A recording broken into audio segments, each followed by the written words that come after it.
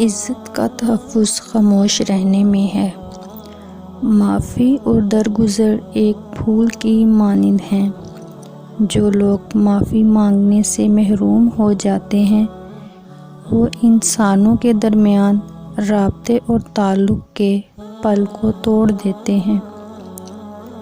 زندگی کو ضرورت کی طرح گزارو، خواہش کی طرح نہیں، کیونکہ ضرورت فقیر کی بھی پوری ہوتی ہے لیکن خواہش بادشاہ کی بھی پوری نہیں ہوتی۔ خوبصورتی کا تعلق نظر سے کم اور دل سے زیادہ ہوتا ہے۔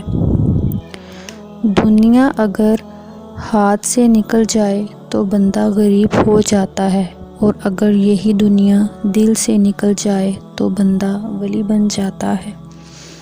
اپنی زندگی بھلائی کے لیے وقف کر دو۔ خوش اخلاق شخص سب سے زیادہ باعزت ہے۔ اللہ تعالیٰ سے بخشش طلب کرتے رہو، یقیناً اللہ پاک بخشنے والا مہربان ہے۔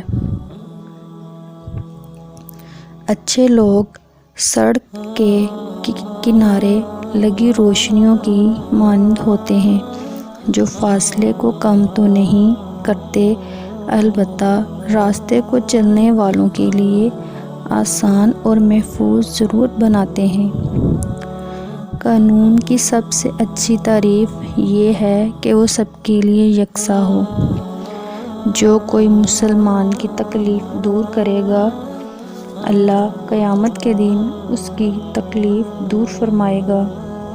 اپنی زبان کو سلام کرنے کا عادی بنا لو، اس سے دوست بڑھتے ہیں اور دشمن کم ہوتے ہیں۔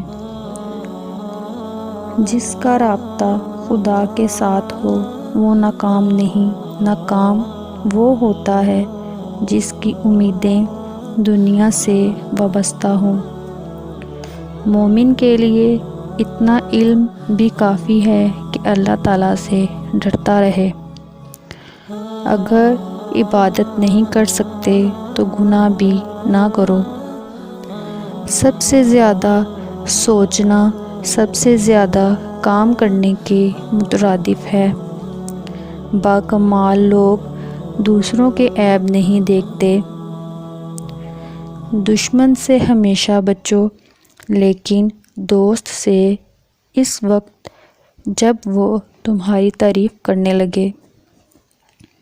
لمبی عمر پانے کے لیے آہستہ جینا ضروری ہے۔